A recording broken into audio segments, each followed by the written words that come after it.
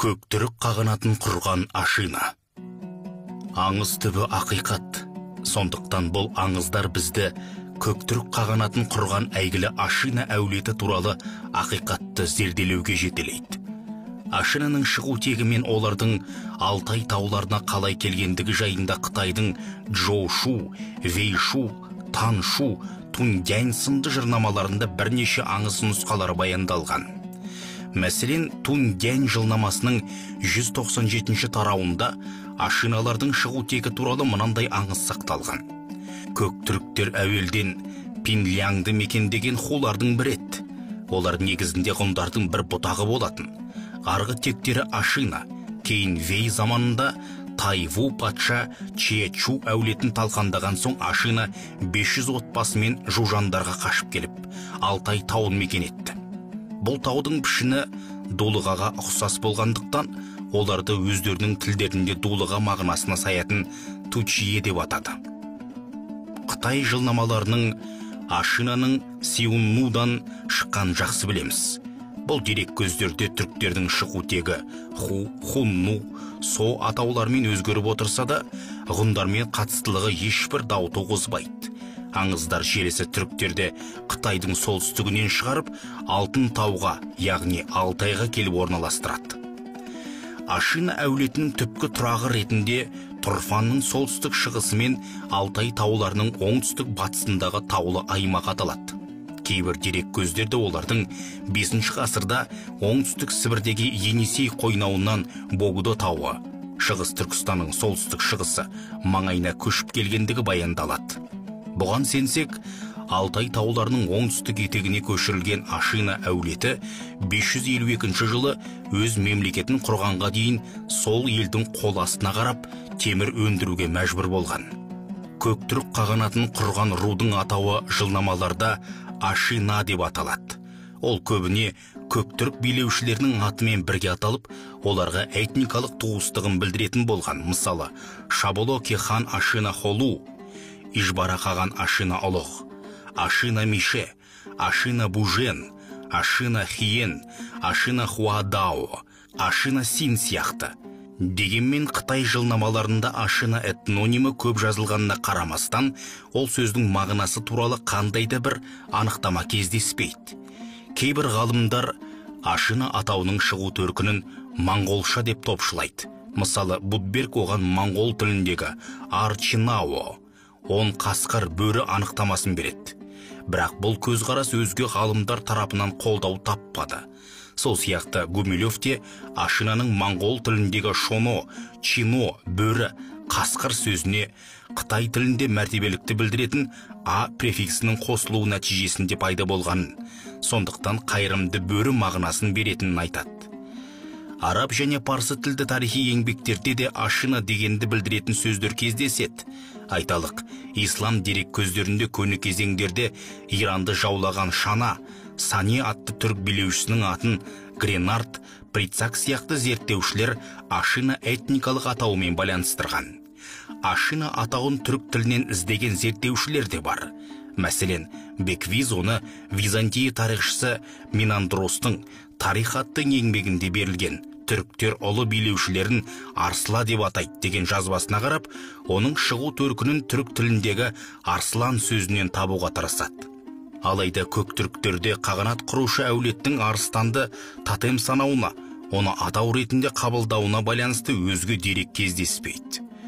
Ашина этнонимі туралы тағы бір көзқарастың жақтаушылары оның негізін көне үнді Еуропа тілдерінен іздеді. Синолог ғалым Зуев ашина сөзі Қытай тілінде асина, асана, асна деп айтылатынын, сондықтан ашина мен усун этнонимдерінің түбірі бір екенін айтып, оны көне парсы тілінің хотан сака диалектісіндегі асана, көк, көк аспан сөзімен байланыстырады.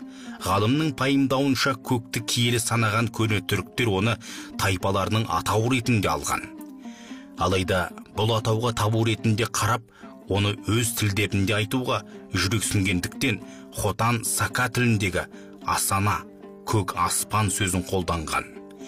Бұл ретте белгілі ғалымның пікіріне уәж ретінде айта кетерлік жайт, егер көне түріктер көк сөзін табу деп білгенде, оны жазбаларда мүлде кездестірмейтін едік. Сондықтан өздерінде бар және жиі қолданатын сөзді пайдаланбай, оны өзге тілден алған деген пікір дау туғызады. Ал көрнекті ғалым Кляшторный 1964 жылы жарық көрген алғашқы зерттеулерінде ашина сөзінің хотан сака тілінде асана абыройлы құрметті дегенді білдіретінін атап өтті. Оны көне агнилер диалектісіндегі асам және көне Куча қаласының тұрғындарының гаворындағы асам түріндегі баламаларынан табуға тырысады. Ғалым кейінгі зерттеулерінде оны соғды тіліндегі эксене, көк, қара, хотан, сака диалектілеріндегі асейна, асена, көк, көгілдір, тохар тіліндегі асна, көк, көгілдір сөзімен түсіндіреді. Аталған тілдер арасында хотан, сака тіліндегі көк мағынасындағы асейна, асяна сөзінің әрі фонетикалық, әрі семантикалық ерекшеліктерінің толық сай келуі көңіл аудартады. Кляшторный Орхон жазбаларындағы көктүрік қағанатын құрушылардың этникалық атауы болған көктүрік сөзіндегі көктің ру атауы ретінде ашина этнонимінің баламасы екеніне тоқталады. Сондықтан көне түрік жазбаларындағы көктүрік сөзі көктер мен түріктер, яғни ашина және түріктер мағынасын білдіреді деп түсіндіреді. Бұл тұста Кляшторныйдың пайымдарымен де келісуі қиын. Көне түріктерде сипат ретінде қолданылғанмен тек түс атауынан ғана тұратын ру атауы өте сирек кездеседі. Егер ашина руы көк ретінде аталған болса, ондай рудың атауы сол кезеңнің жазбаларында аталып, қазіргі түрік рулары арасында да сақталуы мүмкін еді. Сонымен қатар, көктүрік сөзінің алғашқы бөлігіндегі көк сөзін көп деген түріктанушы ғалымдар есім сөз емес, сын есім ретінде көрсетеді. Көк, аспан, көктүрікте көктен тараған аспан сипаты, тәңірі тұрпатты түрік деген мағына береді. Назар аударарлық жайт, белгілі Қытай ғалымы Цен Джунмянның жазуына қарағанда, қытайлықтар аспан асты елі деп әспеттеген аспан көк ұғымдарын өздерін ұзақ уақыт билеген солтүстік көршілерінен түріктерден алған сыңайлы. Біздіңше, Орхон жазбаларындағы көктүріктің тағы бір мағынасы бар. Түрік тайпаларында қандай да бір рудың өз ішіндегі руларды айыру үшін ақ, қара, сары, көк, қызыл сияқты түс аттармен атау дәстүр кездеседі. Мысалы, ақұғын, ақ ноғай, қара ноғай, қара қыпшақ, сары үйсін және тағы да басқа сияқты. Бұл дәстүр көктүрік атауына да тән. Көне түріктерді аталған түстер бағыттарды айқындау үшін де қолданылған. Ақ батыс, көк шығыс, қара солтүстік, қызыл оңтүстік бағыттарын көрсетеді. Сондықтан көк түрік, шығыс түріктері, шығыс түрік қағанаты дегенді білдіреді. Ал ашина түрік моңғол тілдеріне ортақ сөз, қасқыр, бөрі деген мағынаны береді. Түркияның танымал түрколог ғалымы Серткаянның пікірінше ашина, ачина, асена сияқты формаларда кездесетін бұл сөз көк бөрінің ұлдары мағынасындағы көктүрік әулетінің атауы саналады. Ғалым моңғол тіліндегі бөртичине сөзі бөри, ачина, түрікше, қытайша бір-бірін қайталаудан тұрады. Ал қазіргі түрік тілінде асена сөзі ұрғашы атауын алып ұрғашы ашиналар түрінде де қолданылғаны байқалады дейді. Жоғарда көптеген зерттеушілердің ашина сөзінің моңғол тілінде чино, чоно және одан көне формасы чинганың қасқырмен байланысты екен. Түрік тілдерінде аталған сөзге ұқсас сөздің кездеспейтінін, оның орнына бөрі, қасқыр сөздерін қолданатынын атап өткендері туралы жазған едік. Алайда бұл пікірмен келісуге болмайды. Мәселен, өзбек және қазақ тілдеріндегі чия бөрі, ши бөрі сөздер кездеседі. Қазірде ол қасқырдың бір түрі мағынасында қолданылады. Аталған сөз екі бөліктен, чия және бөрден тұрады. Бұдан көне формасы шағатай тіліндегі жазба дерек көздерде чога-бөри формасында кездеседі. Біздіңше моңғол тіліндегі чино мен түрік тілдеріндегі чога, чия сөздерінің түбі бір. Осылайша, моңғол тілінде чинга, чоно, түрік тілдерінде чога, чия формаларын алу әбден мүмкін.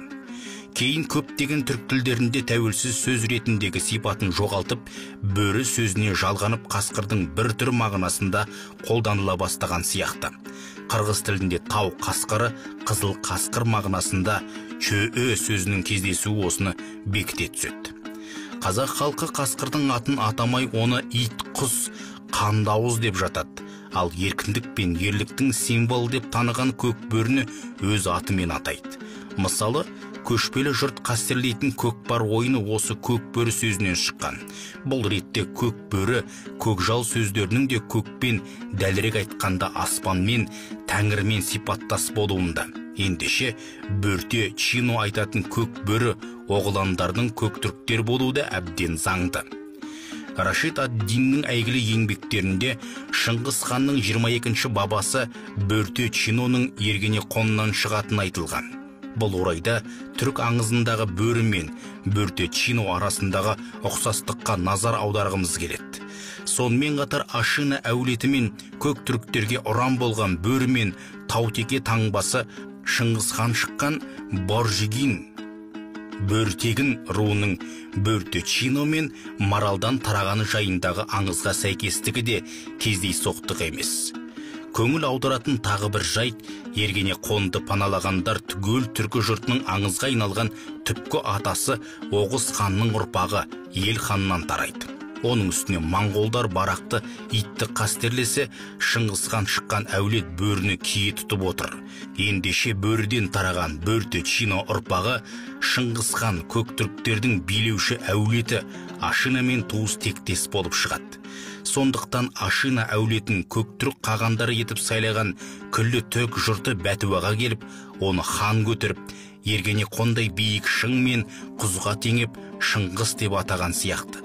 Ашина әулеті сияқты батысқа бет алған Шыңғыс хан құрған мемлекетті сондықтан ғұндар мен көктүріктердің заңды жалғасы деп атауға әбден болады. Ашина туралы аңыздардың бәрінде түріктердің шығу тегі бөрі арқылы тарайды. Қытай жылнамаларындағы аңыздағы бөрі әуелі түрік қағанатының символы болса, кейін барлық түрік халықтарының тотеміне айналды. Түріктер мекен еткен аймақтардан табылған археологиялық мұралар да осы аңызды қайта еске салып тұратындай әсер береді.